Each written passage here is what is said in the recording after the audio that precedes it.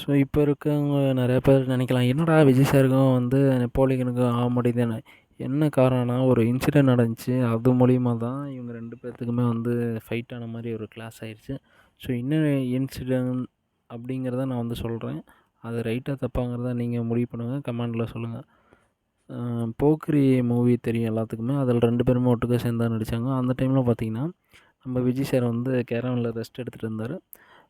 நம்ப Napoleon sir என்ன பண்ணியிருக்காரு, இந்த மாரி அவரோட கெஸ்ட்டு இவங்கலாம் வந்திருக்காங்க. ஃப்ரெண்ட்ஸ்லாம் வந்திருக்காங்க. நெப்போலியன் சாரோட கெஸ்ட்டு ஃப்ரெண்ட்ஸ்லாம் வந்திருக்காங்க. ஸோ இவர் என்ன பண்ணியிருக்காரு, சரி விஜய்ட்ட வந்து யாரா இருந்தாலும் என்ன இருக்கும், ஒரு கிரேஸ் இருக்கும். ஃபோட்டோ எடுக்கலாம் அப்படின்னு சொல்லிட்டு. இவர் என்ன பண்ணிட்டாரு, உடனே டைரக்ட்டா போயிட்டு விஜய் கேரவன்ட்ட வந்து நின்னு இந்த மாரி அசிஸ்டன்ட்ட வந்து கேட்டிருக்காரு. தம்பி இந்த மாரி வந்து அலோவ் பண்ணா நான் வந்து ஃபோட்டோ எடுக்கணும். என் ஃப்ரெண்ட்ஸ்லாம் வந்திருக்காங்க அப்படின்னு சொல்லிட்டு. அதுக்கு அந்த அசிஸ்டன்ட் என்ன சொல்லியிருக்கான், யாரையும் வந்து உள்ள அலோவ் பண்ணக்கூடாது அப்படின்னு சொல்லி விஜய் சார் சொல்லியிருக்காரு அப்படின்னு சொல்லியிருக்கான்.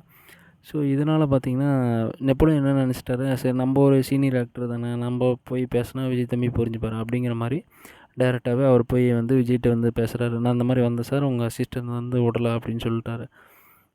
இதுக்கு ஒண்ணு விஜய் சார் இத கேட்டு என்ன பண்ணிட்டாரு விஜய் சார், ஆமா சார் நான் தான் வந்து யார் உள்ள வந்தாலும் வந்து உடாத, யாரையும் வந்து அலோவ் பண்ணாத, நான் வந்து ரெஸ்ட் எடுக்கணும் அப்படின்னு சொல்லிட்டு வந்து என்னோட அசிஸ்டன்ட்ட நான் தான் வந்து சொன்னேன். ஸோ அவன் மேல எந்த தப்பும் இல்ல. நீங்க வந்து அவன வந்து திட்டாதீங்க அப்படின்னு சொல்லிட்டாரு.